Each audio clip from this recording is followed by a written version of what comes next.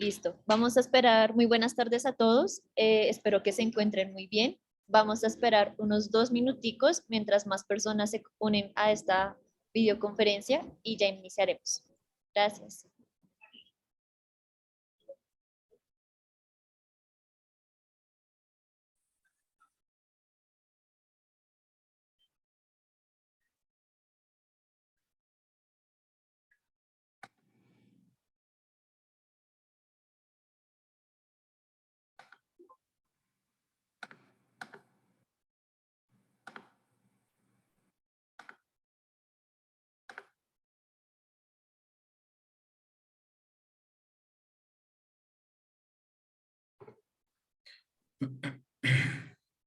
Disculpen, aquellos que han ingresado con el nombre Angélica Chiquillo, les solicito por favor cambiar su nombre.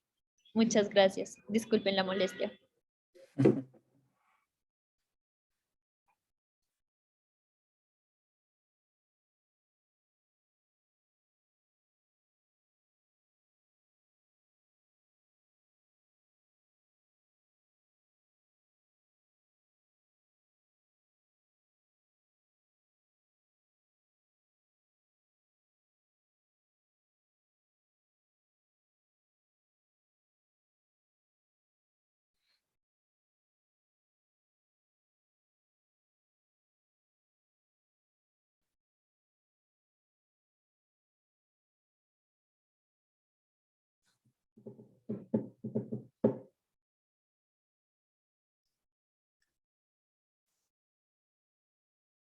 Listo, perfecto. Yo creo que vamos a ir iniciando mientras más personas se van uniendo a esta llamada. ¿Listo?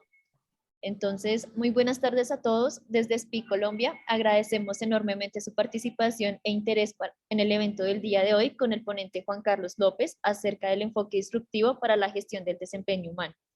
En ese sentido, en el marco del programa de SPI Technical Thursday, queremos dar la bienvenida a Juan Carlos López. Juan Carlos López es ingeniero civil de la Universidad Nacional de Colombia. Tiene diplomado en Ciencias del Comportamiento aplicadas a las organizaciones de la Universidad de Nevada. Posee maestría en Psicología Industrial y Organizacional de la Universidad de Harvard, la cual va a ser culminada en el año en curso. Tiene 33 años de experiencia en la industria del petróleo y el gas, 22 de ellos en Schlumberger, donde ocupó varios puestos de liderazgo en 10 geografías diferentes, incluido 4 posiciones de vicepresidencia con roles como: primero, gerente de operaciones para la construcción integrada de pozos; segundo, gerente de gestión de activos en América Latina; tercero, integridad de operaciones globales para la misma entidad de negocio; y cuarto, vicepresidente de HCE para Medio Oriente y Asia.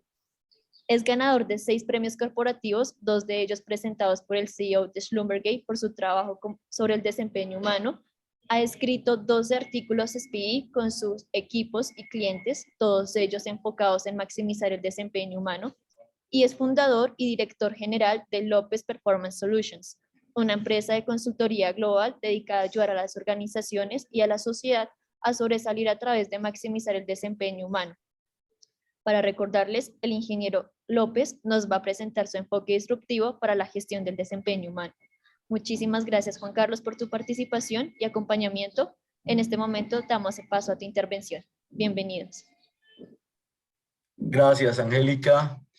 Muchas gracias al capítulo de Colombia de SPI, al ingeniero Oscar Gutiérrez por la invitación. Voy a compartir mi pantalla y quisiera que por favor me confirmaran si me escuchan bien y si están viendo mi pantalla. Sí, Juan Carlos. Perfecto, Juan. Ok, bueno, entonces vamos a hablar un poco de cómo manejar el desempeño humano de una forma disruptiva. Esto que les voy a mostrar es el producto de más de 10 años de estudiar el tema desde el punto de vista académico, pero también de probarlo desde el punto de vista práctico. Siempre he tenido la inquietud de tomar conceptos científicos y aplicarlos de manera pragmática a los negocios. Y bueno, hoy vamos a hablar un poco de eso. Entonces, gracias por acompañarnos y feliz cumpleaños a SPI, que sé que están celebrando allá en Bogotá. Lástima no poderlos acompañar, pero bueno, ya habrá oportunidad. Vamos a hablar de tres cosas. Primero, ¿por qué el desempeño humano en industrias de alto riesgo como la nuestra es fundamental hoy en día? En segundo término, vamos a conversar un poco sobre qué es la ingeniería del desempeño humano, cómo se hace, y después quiero mostrarles un caso de estudio específicamente de un proyecto que tenemos en Colombia y que nos ha dado muy buenos resultados. Para arrancar, ¿por qué es importante el desempeño humano hoy en día? Esta gráfica de la derecha muestra el resultado de un estudio de la Comisión Europea sobre el impacto de los factores humanos en industrias de alto riesgo. Entonces ahí ese histograma está mostrándoles a ustedes todas las industrias. Nosotros estaríamos dentro de la química, pero la marítima, la aviación, la nuclear. El factor humano hoy en día es el común denominador de los incidentes, no solo de salud y seguridad industrial, sino también y especialmente de los incidentes de calidad. Entonces, las industrias de alto riesgo en los últimos 20, 30 años han evolucionado mucho y han mejorado mucho en términos de definir procedimientos y en términos de desarrollar modelos de competencias.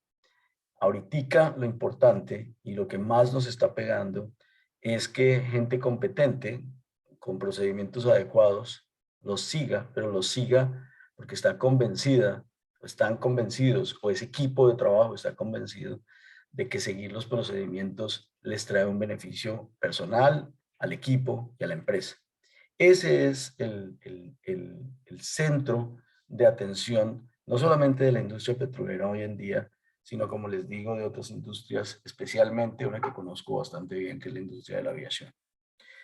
Ahora, si yo les pregunto el desempeño humano y si ese desempeño humano, a ese desempeño humano se le puede hacer ingeniería. Bueno, hay investigación científica, especialmente hay un profesor que se llama Thomas Gilbert, que digamos es el que más hemos seguido para estructurar esto que les voy a mostrar, que ha demostrado en el laboratorio que el desempeño humano, el comportamiento humano es susceptible de ser manejado, de hacerle ingeniería como tal. No es un tema, como muchas veces los ingenieros pensamos que es un tema blando, es un tema de abrazos y besos, sino es un tema duro de cómo eh, eh, le damos a los equipos de trabajo las condiciones para que se adhieran a los procedimientos por convicción y no por imposición. Entonces hablemos un poco de eso y del marco teórico. Hay tres principios científicos que nosotros utilizamos para desarrollar esta solución disruptiva. El primero es que el comportamiento no es aleatorio. El comportamiento obedece leyes. Hay muchos estudios de investigación científica, entre los más destacados los del profesor Skinner en los años 70, que demuestran que el comportamiento se puede condicionar, que el comportamiento obedece algunas reglas, algunas leyes, y por lo tanto se le puede manejar. El segundo principio científico tiene que ver con los trabajos de investigación de este profesor Gilbert y Zimbardo, pero que le hacen eco a cosas que nosotros vivimos en el día a día. El comportamiento humano está mayormente controlado por dos factores. El primero son los antecedentes con los que yo vengo como ser humano a actuar. Antes de tomar una decisión y comportarme de cierta forma, antes de tomar una decisión y actuar de cierta forma, yo vengo con un contexto, yo vengo con unos antecedentes entre los cuales está mi experiencia, mi educación, los entrenamientos que me ha dado la empresa, los procedimientos que me provee la empresa, todos esos elementos, el contexto en el que opero, son lo que nosotros llamamos antecedentes.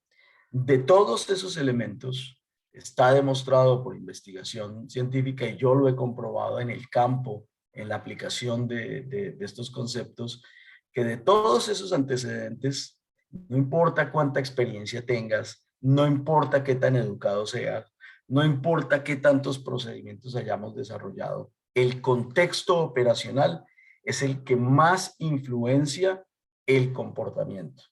¿Y a qué me refiero yo con el contexto operacional? Son las condiciones que le proveemos como líderes a los trabajadores para que ellos actúen de una forma o de la otra, se comporten de una forma o de la otra. Ese es un factor del ABC, los antecedentes que hay que tener en cuenta cuando le hacemos ingeniería al comportamiento. El otro factor que viene después, inmediatamente después, o meses después, o años después de que yo decido comportarme de cierta forma, son las consecuencias. Consecuencias tales como si yo ejecuto las operaciones siguiendo rigurosamente el procedimiento, ¿qué me pasa? Ese es un factor que muchas veces explica la varianza comportamental, porque muchas veces seguir el procedimiento al pie de la letra implica más tiempo. Y al implicar más tiempo, lo que yo estoy diciendo es que el comportamiento esperado me penaliza, porque más tiempo significa que probablemente mi supervisor me regañe, que probablemente las operaciones no terminen con los tiempos estimados, que probablemente yo sienta presión por acelerar. Entonces, de todas las consecuencias posibles, las que más influencian el comportamiento futuro tienen que ver con la retroalimentación. La retroalimentación rápida, certera y positiva es mucho más poderosa que una retroalimentación dilatada en el tiempo. Y les voy a dar un ejemplo. El ejemplo es el de una cámara fotográfica instalada en un semáforo. Cuando yo paso el semáforo en rojo y la cámara inmediatamente me toma una fotografía, esa retroalimentación quiere decir que yo voy a recibir una multa. Es inmediata, rápida, es certera, mi fotografía, mi cara aparece ahí en el tiquete y es positiva porque yo no he tenido ningún accidente. Lo que tengo es que pagar una multa que me merezco por pasarme en rojo. Pero esos tres elementos de esa retroalimentación rápida, certera y positiva eh, moldean mucho mi comportamiento futuro. Es muy probable que la próxima vez que yo me aproxime a un semáforo en rojo, no lo pase en rojo. Entonces, ese ABC es la unidad básica de análisis que utilizamos para entender cuáles son los antecedentes y las consecuencias percibidas o reales que moldean, que controlan, que dominan el comportamiento de los trabajadores. El tercer principio científico tiene que ver con algo muy interesante que aprendí yo de una de mis mentoras, la profesora Ramona Homanfar en la Universidad de Nevada. Ellos han hecho investigación sobre todo en la parte educativa y han demostrado que un proceso de aprendizaje, no importa qué tan complejo sea, siempre tiene algunos comportamientos que controlan la mayor parte del proceso, lo que llamamos comportamientos críticos. Si ustedes ven la fotografía ahí del puente, nosotros siempre hacemos el símil de los comportamientos críticos con los pilares del puente, porque los pilares del puente son rígidos, son fuertes, no tienen mucha flexibilidad, pero sobre ellos deposita toda la carga, la estructura. Ellos como que sostienen la estructura. Eso es lo que buscamos en un proceso. Si el proceso lo asimilamos al puente, nosotros lo que hacemos con la ingeniería del desempeño humano es ir y buscar esos comportamientos que son absolutamente críticos y que queremos que ocurran siempre de la misma manera. Porque haciendo eso tenemos más control sobre el proceso en general.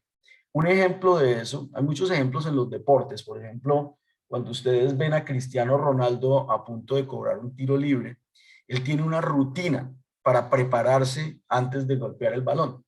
Y esa rutina tiene que ver con dar 3 pasos atrás, abrir las piernas y tener cierto ángulo. Ya después, y arrancar con cierta velocidad a impactar el balón.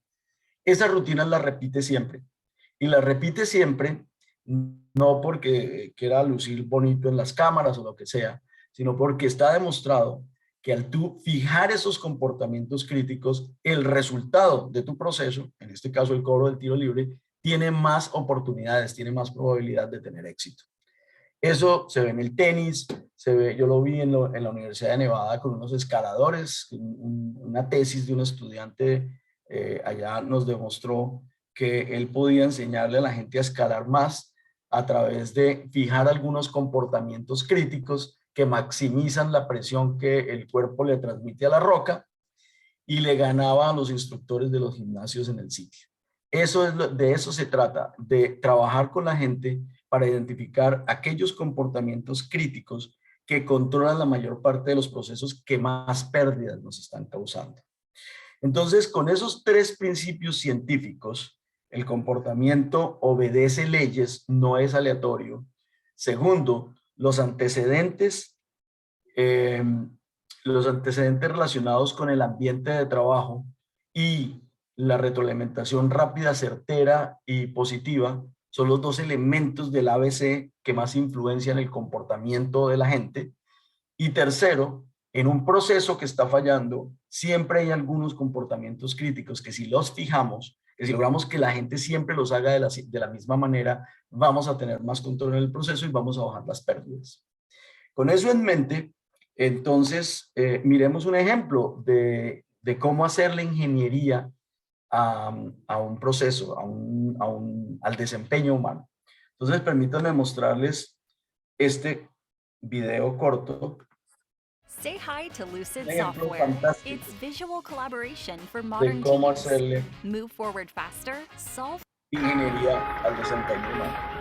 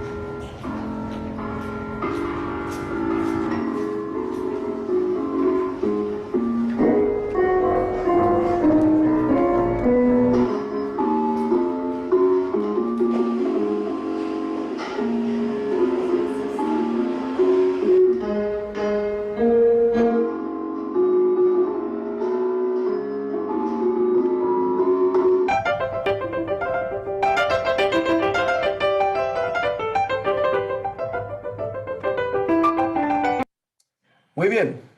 Entonces, volviendo a los tres principios que acabamos de enunciar, primero que todo ustedes pueden ver que los ingenieros del desempeño humano en este caso, lo que estaban buscando es un comportamiento, que es que la gente utilice más la escalera física que la escalera mecánica. Ese es el comportamiento esperado. Ahora, ¿qué hicieron ellos para lograr más adherencia a ese comportamiento esperado, para hacer la ingeniería a ese comportamiento? Primero que todo, cambiaron el contexto, el ambiente, el contexto operacional o el ambiente de ese trabajo que es subir una escalera. ¿Qué hicieron? Pusieron algo atractivo, algo hasta sabroso, que es un piano. Entonces, cambiaron el contexto operacional, cambiaron el contexto en el cual la gente se sube a las escaleras, por un lado o por el otro. Pero lo otro que hicieron fue, con el piano, dar retroalimentación positiva, certera e inmediata. ¿Por qué? La gente cuando sube por la escalera física, entonces tiene una retroalimentación inmediata que es música y esa música le da una sensación de placer. No es eso lo que está buscando el diseñador de este experimento. Lo que está buscando el diseñador es que la gente haga ejercicio, pero el efecto de ese ejercicio es un efecto de largo plazo. Luego, esa retroalimentación no tiene mucho poder en frente del comportamiento de la gente. Lo que sí tiene poder es el contexto operacional y la retroalimentación inmediata, positiva y certera. Espero que con esto ustedes entiendan un poco mejor a qué me refiero con hacer la ingeniería a un comportamiento, con hacer la ingeniería al desempeño humano. Miremos un poco de qué se trata esto y por qué decimos que esta es una aproximación disruptiva. Los gringos tienen dos términos que para ellos son muy diferentes en su significado, pero que para nosotros en español casi que son lo mismo, que es cumplimiento. Ellos tienen compliance y conformance. Compliance tiene una connotación de yo cumplo lo que me ordenan y conformance quiere decir yo hago lo que es correcto. Entonces, con eso en mente, yo he estudiado el tema, como les decía, por más de 10 años, y lo que he encontrado en la academia es que casi que todas las aproximaciones al manejo del desempeño humano están enfocadas en las actitudes de las personas.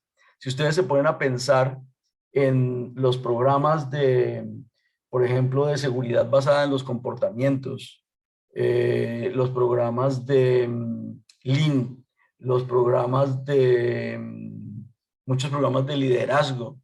Casi que todos esos programas arrancan de arriba hacia abajo y lo que pretenden es reforzar las actitudes de las personas, las actitudes que la compañía quiere que las personas exhiban, por ejemplo, responsabilidad, honestidad, trabajo en equipo. Son actitudes, no son comportamientos, porque las actitudes son internas, los comportamientos son externos, el comportamiento es acción, es verbo. Entonces estos programas se enfocan en algo que es mucho más difícil de manejar, que es la actitud. Yo puedo tener hoy una muy buena actitud, mañana una actitud muy mala, o para Oscar yo puedo tener una muy buena actitud, pero para Angélica yo mismo puedo tener una mala actitud. Es altamente subjetivo. Sin embargo, no es incorrecto desde el punto de vista técnico. Lo que buscan estas aproximaciones, y he visto 6, 7 diferentes modelos en la Universidad de Harvard, lo que buscan es lograr un match, una consistencia entre la actitud y el comportamiento a través de cumplimiento. Y en mi experiencia eso no es muy efectivo. Y no es muy efectivo en la industria petrolera, que es tan dinámica, en la cual cambiamos mucho la gente, tanto en las operaciones como en los niveles directivos. Entonces, con base en esos tres principios científicos, nosotros desarrollamos una aproximación que es completamente disruptiva porque va en el sentido contrario. ¿Qué hacemos? Identificamos los comportamientos críticos, aquellos pilares del puente, y trabajando con la gente, con los muchachos que ejecutan los procesos más críticos de la compañía, identificamos que hay que cambiar en el contexto operacional para facilitarles a ellos la adherencia a esos comportamientos críticos. Cuando ellos empiezan a ver que adherirse a los comportamientos críticos les trae un beneficio personal a ellos, a su equipo y a la empresa, entonces la actitud cambia. Y al cambiar la actitud, estamos generando hábito y cultura. Ojalá ustedes puedan percibir, y seguramente en las preguntas podré aclarar más, pero este es el slide más importante de esta presentación, porque realmente muestra que nuestra aproximación es más sostenible en el tiempo, porque involucra a los empleados que están al frente y porque se enfoca en comportamientos que son observables, son medibles y, como ya vimos, se les puede hacer ingeniería. Con esto en mente, entonces, hablemos de la ingeniería del desempeño humano. Aquí tengo una comparación de nuestra aproximación con las soluciones de Lean Six Sigma, que respeto mucho, y las soluciones de la de la seguridad basada en el comportamiento. Lo que quiero decir aquí es que Lean Six Sigma es muy bueno desde el punto de vista estadístico, funciona muy bien en industrias cuyos procesos son repetitivos y es escalable y trae resultados. Sin embargo, el problema que tiene Lean Six Sigma, en mi concepto, es que trata al ser humano como un robot y asume que si yo te doy el procedimiento, tú lo vas a seguir. Sabemos que eso no es así. La seguridad basada en el comportamiento tiene un rigor científico, indudablemente, y está enfocada en los factores humanos, pero es tan ancha, intenta influenciar tantos comportamientos con conversaciones que son muy cortas y muchas veces superficiales, que su efectividad ha llegado a un límite que realmente ya no está dando mucho beneficio en la industria. Eso está reconocido por la industria por las industrias de alto riesgo y la petrolera en particular. Yo estuve en el comité de factores humanos de IOGP por muchos años y el consenso es que la seguridad basada en el comportamiento nos dio un beneficio, nos enseñó un poco, pero está obsoleta, está mandada a recoger. Entonces, ¿qué fue lo que hicimos? Nosotros combinamos las dos cosas. Trajimos los factores humanos y nos enfocamos en los procesos. Por eso toma lo mejor del Lean Six Sigma y de la seguridad basada en los procesos. Y da resultados, como les voy a mostrar, muy buenos. El proceso tiene un par de componentes para aplicar esto ya en la práctica, en la realidad. Lo primero es que sensibilizamos a los líderes, a quienes tienen la toma de decisiones, para que ellos escuchen más y para que sean más permeables a las sugerencias de la gente del campo, de la gente que está al frente, digamos, ejecutando las operaciones para proporcionar los recursos que se necesitan y para hacer los cambios en el contexto operacional que permitan niveles de adherencia óptimos.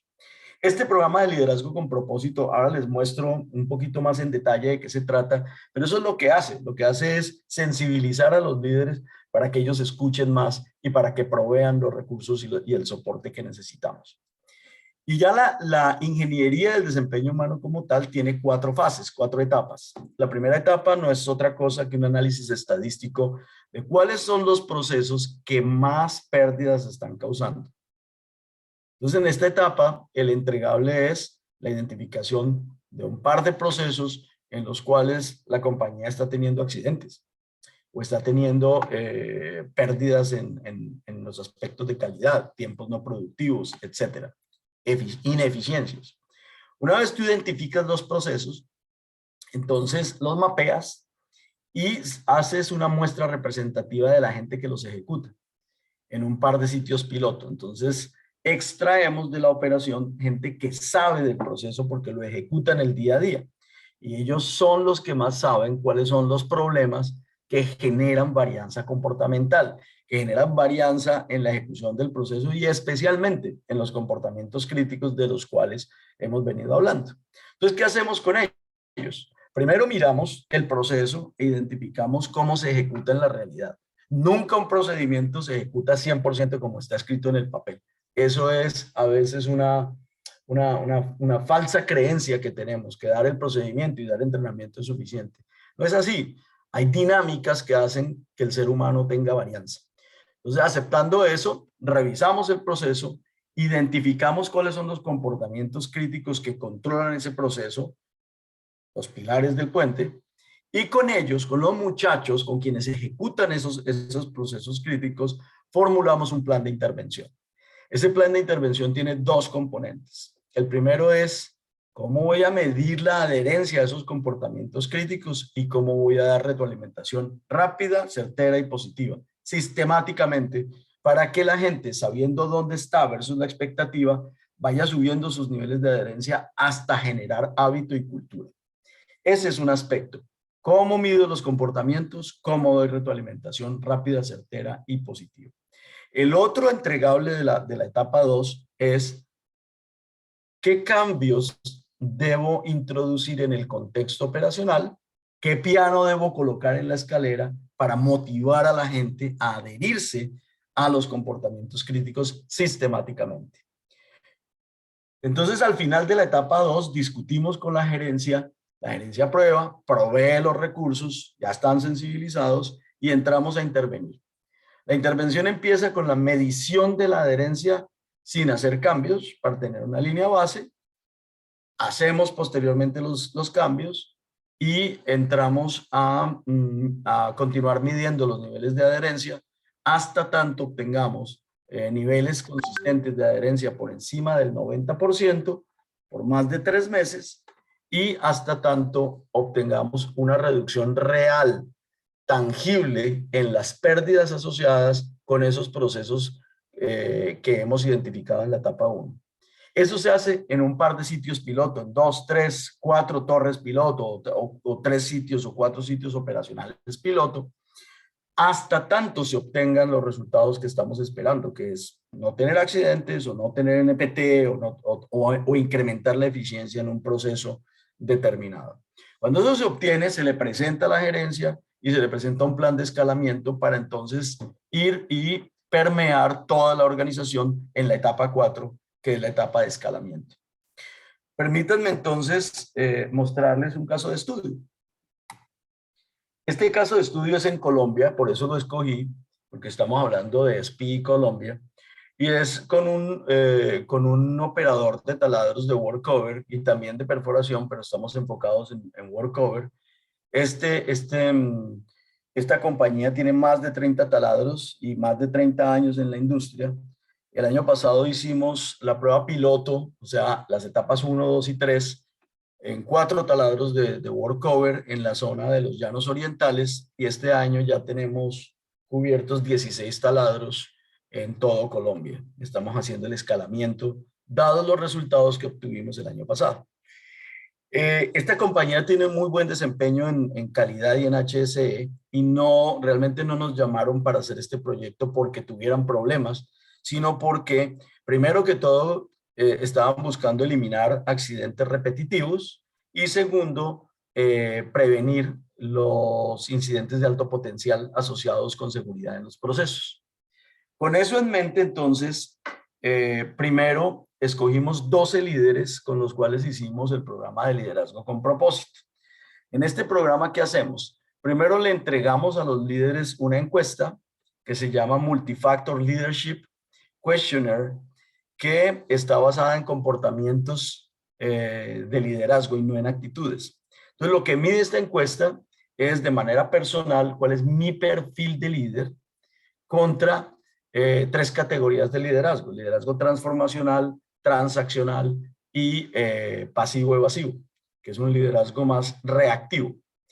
Una vez cada uno de estos individuos, cada uno de estos líderes se toma la fotografía, entonces entramos a hacer sesiones de sensibilización o le llaman los coaching, en las cuales básicamente hacemos una reflexión individual y confidencial con cada uno de los líderes, y ellos voluntariamente adaptan algunos comportamientos de liderazgo transformacional a su estilo personal. No les pedimos que cambien su personalidad, lo que les pedimos es que adopten algunos comportamientos asociados con liderazgo transformacional. Por ejemplo, escuchar más, ir al campo no a dar muelas, sino a proporcionar soluciones, proveer los recursos que la gente necesita. Ese tipo de cosas son las que discutimos de manera individual y confidencial con cada uno de los líderes.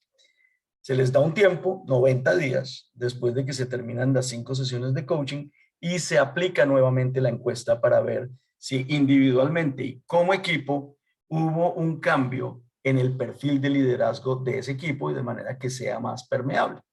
Entonces aquí está el resultado real de ese grupo de 12 líderes en esa empresa en particular.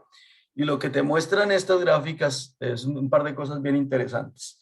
Primero, aquí están los estilos de liderazgo y la comparación del antes y del después, de cuántos comportamientos de liderazgo transformacional tuvo ese grupo en el antes y el después. Eso quiere decir que el grupo como grupo mejoró o adoptó un 14% más de comportamientos de liderazgo transformacional, con una desviación estándar de 0.6 a 0.5.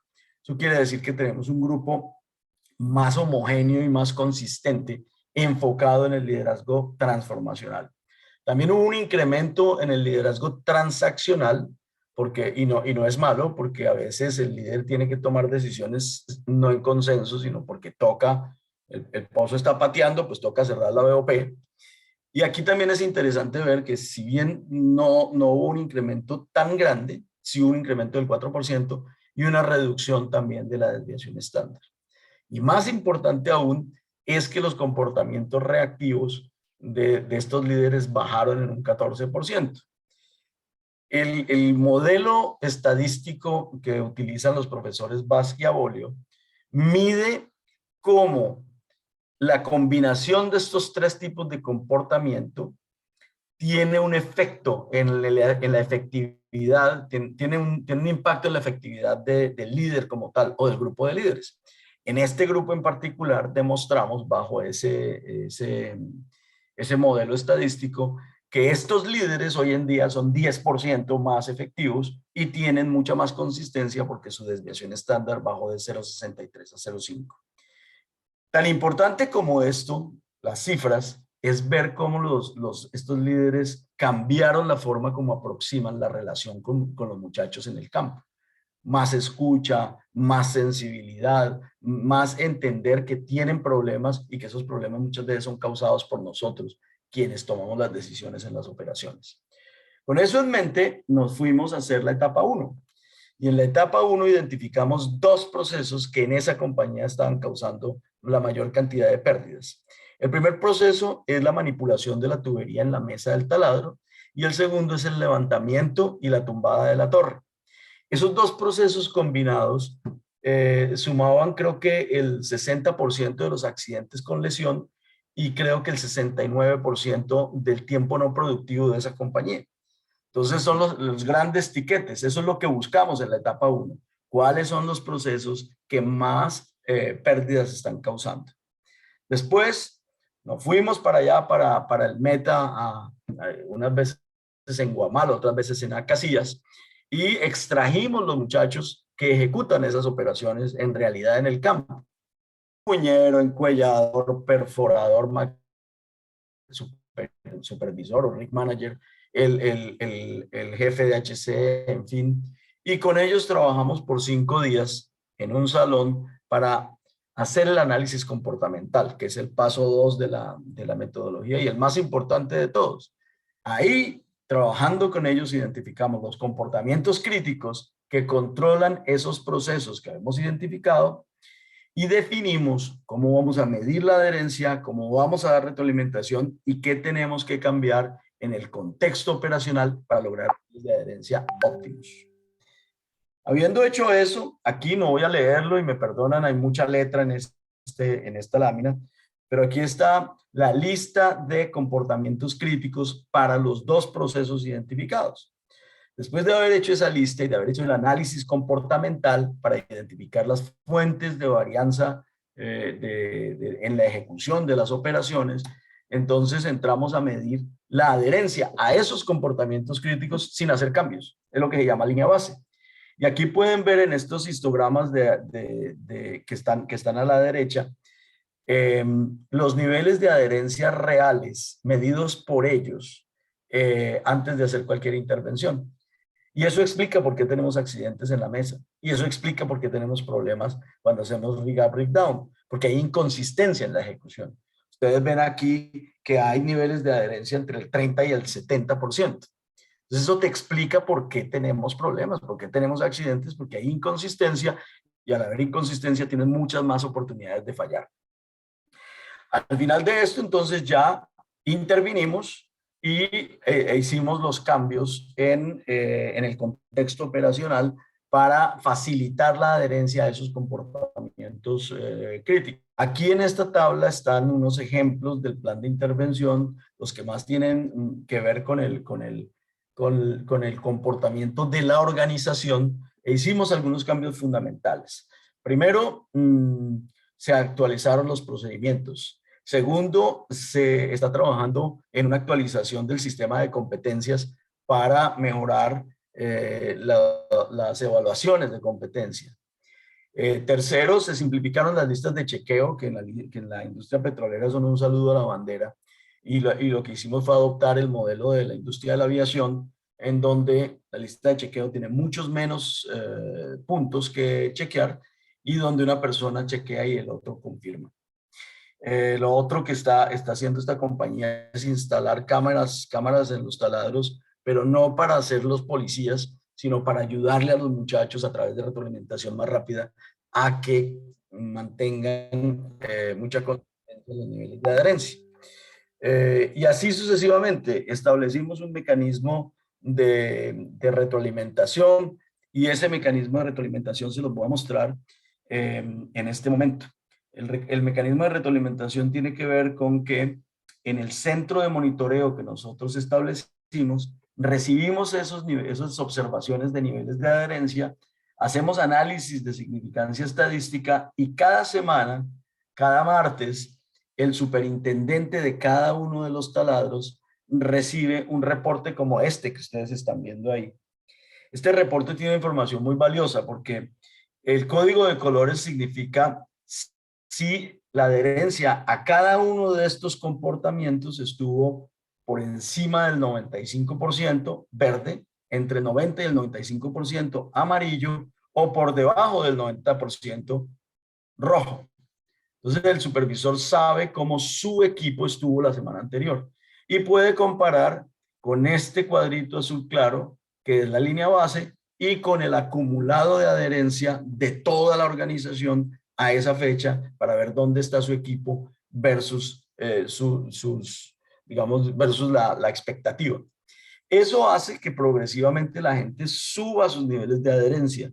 Este es un reporte que va para la gerencia cada semana y lo que muestra aquí es cuáles eran los niveles de adherencia comportamental de este comportamiento en particular durante la línea base y cuáles son los niveles de adherencia comportamental durante la intervención. Y es muy interesante ver que no solamente los niveles de adherencia están subiendo, sino que la varianza, la desviación estándar está bajando. Eso es lo que queremos. Cuando la desviación estándar baja, quiere decir que tienes más control. ¿Se preguntarán ustedes si esto ha dado resultados? Pues sí.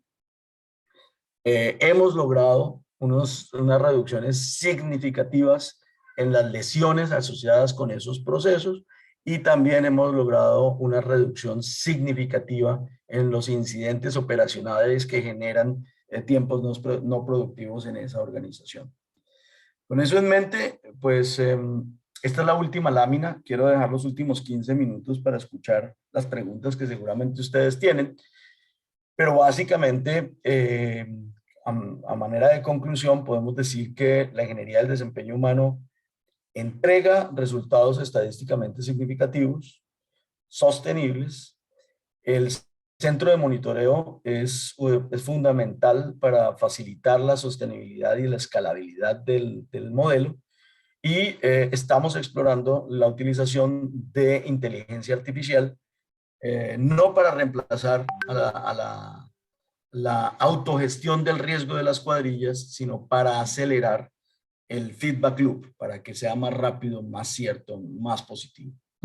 Con eso, pues muchas gracias. Aquí quiero reconocer a la ARL Colmena y a Independence Drilling, que son quienes nos han dado la oportunidad de compartir con ustedes este caso de estudio.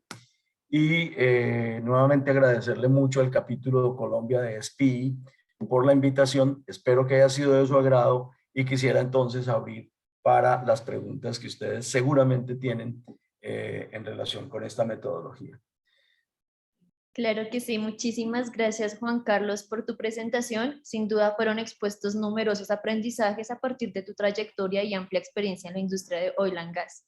En este momento agradecemos a los asistentes poder compartir sus preguntas mediante el chat o si gustan pueden activar sus micrófonos usando también la herramienta de levantar la mano. Por ahora tenemos una pregunta en el chat que es de José Romero.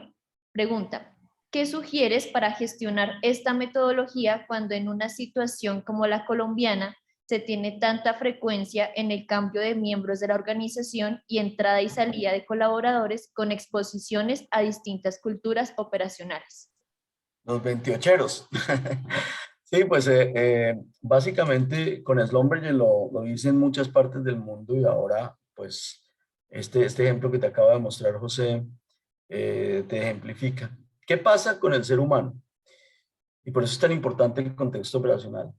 Cuando tú llegas a un nuevo sitio, decía mi mamá, a donde fueres haz lo que vieres.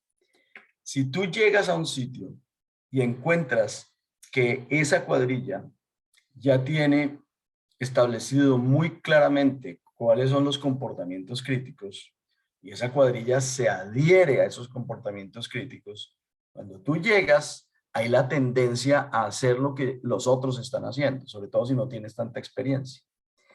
Y entonces la presión social nos ayuda mucho a absorber a esos muchachos nuevos que llegan por la rotación normal que tenemos en Colombia y en muchas partes del mundo, de manera que se genera lo que se llama una norma social. La norma social en este caso es que esos 16 comportamientos críticos que ellos mismos identificaron, porque el ejercicio fue hecho con ellos, eh, pues con eso no se puede negociar. Y además cada semana viene el supervisor y nos refuerza cuáles son los niveles de adherencia que tenemos de cada uno de esos comportamientos críticos y dónde necesitamos mejorar. Entonces, eso nos ayuda mucho a absorber los muchachos que llegan y los que salen, porque como te digo, si tú vas a conducir el carro en Colombia, tú mismo te vas a Europa y seguramente conduces de una manera distinta. Y eso tiene que ver con que el contexto en el que estás operando te empuja a comportarte de cierta forma. Eso es lo que buscamos. De hecho, cuando en esta compañía que acabo de ejemplificar, en esta compañía, en la inducción, hoy en día, se les muestran los comportamientos críticos con videos cortos y se les dice, aquí se ponen las manos. En este punto exactamente es donde usted tiene que poner las manos. Los gatos hidráulicos que asumen la subida y la bajada de la torre, hay que purgarlos antes antes de cada uno de los movimientos, ¿no? La nivelación de la torre es otro de los comportamientos críticos. No se puede jugar con eso, es absolutamente mandatorio. Entonces, cuando tú le das al individuo explícitamente cuáles son los comportamientos críticos, mides la adherencia a esos comportamientos críticos y das retroalimentación sistemática, logras que esos nuevos integrantes de los equipos se adhieran porque ven que los otros se adhieren. No sé si la ves, José. Sí, Juan Carlos, gracias. Yo creo que ese ejemplo también de cómo nos comportamos cuando salimos del país es un buen símil con esta situación que tú estás mostrando.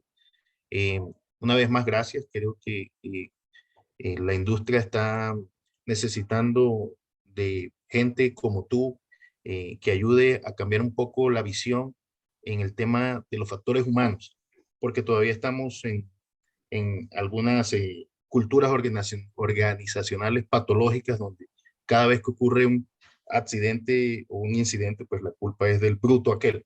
Y realmente pues necesitamos entender un poquito más qué pasó y por qué pasó. Gracias, Juan Carlos. Te felicito por el Gracias, trabajo. José. Sonia. Hola Juan Carlos, mi nombre es Sonia Navas, soy gerente de HC Superior Energy Services. ¿De Mauricio dónde? ¿De dónde? ¿Pues ¿de qué empresa? Superior Energy Services.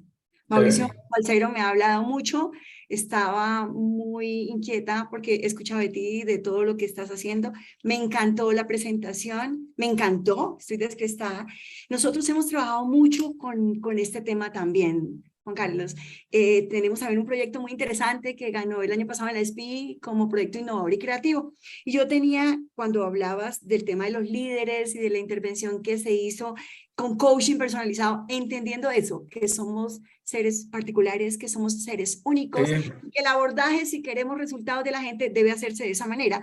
Entonces yo quería ver, ok, bien, se hizo con los líderes y con el resto del personal, ¿por qué no ese manejo que hace que el resultado, digamos, sea más fructífero? ¿Sí me entiendes? Cuando uno lo abordan así, es muy enriquecedor. Yo quería ver cómo fue ese proceso con el resto de la organización, que se hizo con los líderes y me pareció genial con los demás. Gracias, Juan Carlos, y te felicito. Estoy encantada. Gracias.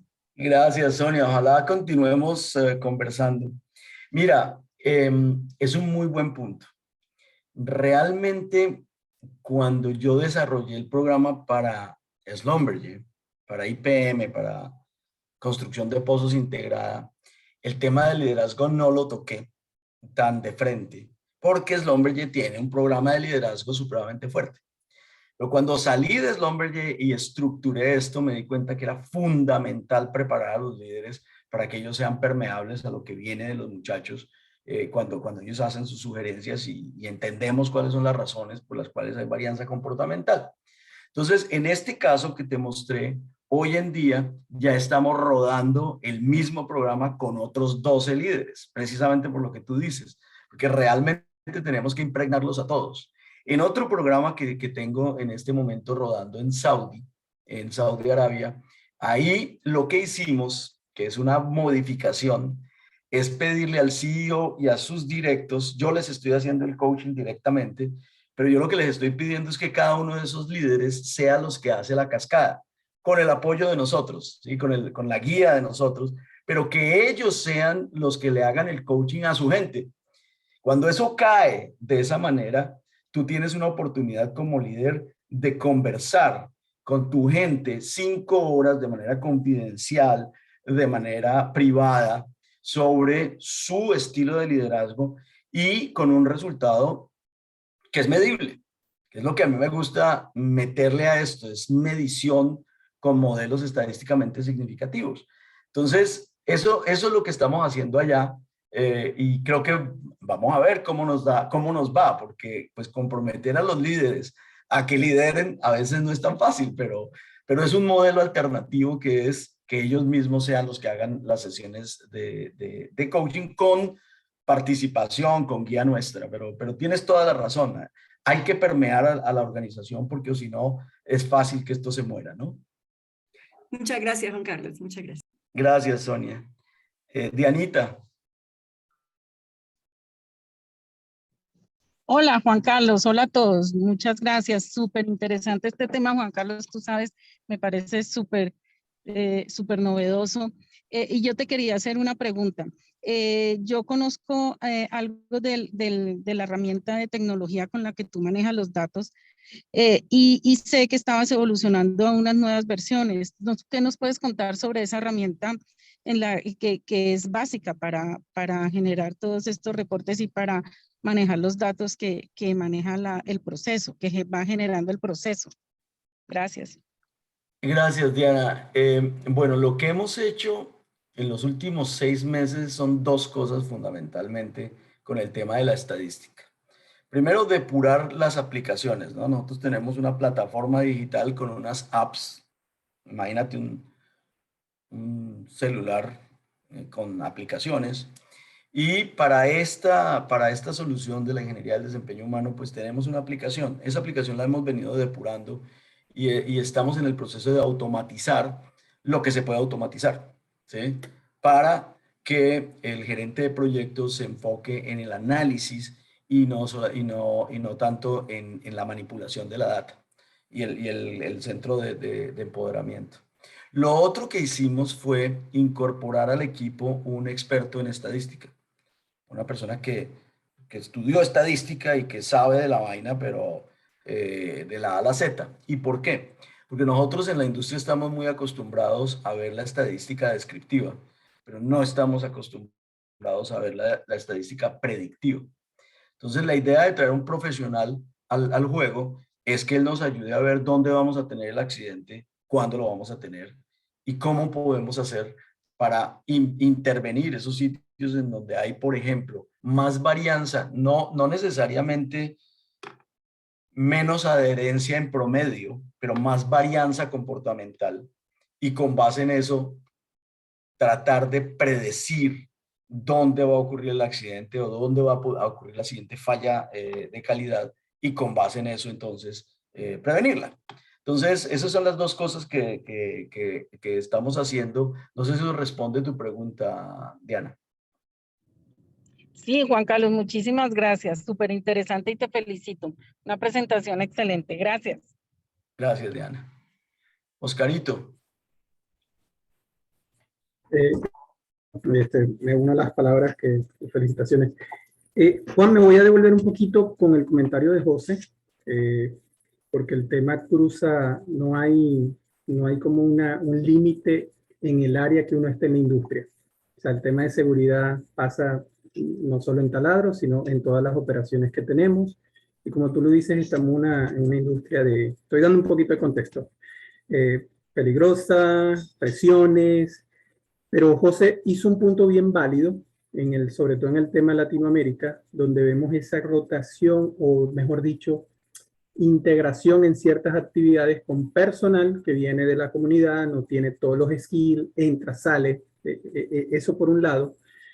Pero quisiera que, porque te he escuchado de otras conferencias que tú nos has dado, ¿cómo hacemos para también preparar a la persona en cómo actuar una vez que ocurrió, lamentablemente ocurrió? ¿Por qué? Porque tenemos estas variables, que tenemos una cuadrilla, un equipo preparado, instrumentado, pero probablemente entró una variable nueva, que es una persona, un factor, que ocasionó un incidente. Llamémoslo por el momento incidente y no llegó a mayores. Entonces, ¿cómo las cuadrillas de igual forma tienen que estar ahora preparadas para actuar ante esa emergencia? Entonces, ese comportamiento que también hay que tener ante una emergencia. O sea, no solamente el antes, sino también preparar a los equipos. Bueno, y si nos pasa, ¿cómo vamos a actuar? Entonces, me gustaría que compartieras también un poquito de eso. Creo que para que le termines de cerrar aquí, bueno, no voy a limitar más preguntas, pero he escuchado de otras la importancia que es también el estar preparado para poder atender un incidente o una emergencia. Sí, sí, Oscar. Se me vienen a la cabeza dos cosas. Primero, la dificultad más grande que tenemos hoy en día en la industria petrolera, pienso yo, para lograr esos niveles de adherencia, es que muchos de nuestros supervisores no lideran, sino que con la mejor de las intenciones se hacen parte de las cuadrillas y simplemente ejecutan el trabajo como un miembro más y no se toman el tiempo de irse para atrás y ver el contexto, ver qué está pasando para anticipar y liderar y guiar, ¿cierto? Entonces, por ejemplo, en perforación, vemos que los perforadores, los maquinistas nuestros, son muy débiles desde el punto de vista de intervenir para que las cosas se ejecuten como se espera, para adherirse a los comportamientos esperados y no al contrario. Eso me lleva a tratar de contestar tu segunda pregunta, que es, si ya me sucedió el incidente, ¿cómo reacciono? Y yo creo que ahí sí tenemos un progreso muy grande contra lo que yo conocí cuando empecé en la industria. Los planes de contingencia, inclusive en muchas operaciones, ya están establecidos cuando se hace la reunión preoperacional. Se establecen los planes de contingencia no solamente en el aspecto de HC, sino en el aspecto operacional como tal, ¿sí? Y en términos de preparar a la gente para la respuesta, para que haga una respuesta concreta, yo no me enfocaría en las cuadrillas de los frentes de trabajo, yo me enfocaría más en la gerencia de mando medio. Porque ahí sí que se genera paranoia, ahí sí que se generan reacciones que muchas veces con la mejor de las intenciones lo que hacen es deteriorar la situación y hacer más difícil la atención a la emergencia. De ahí viene el tema de manejo de crisis más que el manejo de emergencias. No sé si eso te responde a la pregunta, pero si tú me pones a elegir, yo me enfocaría más en el tema de manejo de crisis que en el tema de manejo de emergencia. Sí, eso, quería que complementaras ahí precisamente a quién le delegamos hoy en día un poquito más ese rol de liderazgo al momento de, porque como lo comentó José, tenemos estas variables que nos entra gente, que bueno, lamentablemente no siempre todos están a un mismo nivel de conciencia y culturalmente para el tema de HC. Muy bien, se nos acabó la hora. Sí, Yo podría hablar de esto por 3 días sin parar, pero pues... posiblemente para algún workshop podríamos implementarlo. Muchísimas gracias, Juan Carlos, muchísimas gracias, Oscar, y a todas las personas que intervinieron. Apreciamos muchísimo sus preguntas. Y bueno, en este momento damos por finalizada esta sesión. Desde SPI Colombian Section queremos agradecer a Juan Carlos por su participación y disposición a compartir sus conocimientos a la comunidad de Oil and Gas en Colombia. Esperemos que hayan disfrutado de este espacio y contar con su valiosa participación en próximos eventos. A nuestros asistentes les agradecemos mucho su participación. Los invitamos a diligenciar el formulario de asistencia que he puesto en el chat. Y asimismo les recordamos que esta serie de ponencias se llevarán a cabo de manera mensual, razón por la cual los invitamos a estar pendientes de nuestras redes sociales y página web de la sección. Entonces, muchísimas gracias, que tengan una linda noche. Gracias, chao. Gracias. Gracias. Gracias, Juan. Gracias a todos. Gracias. Gracias.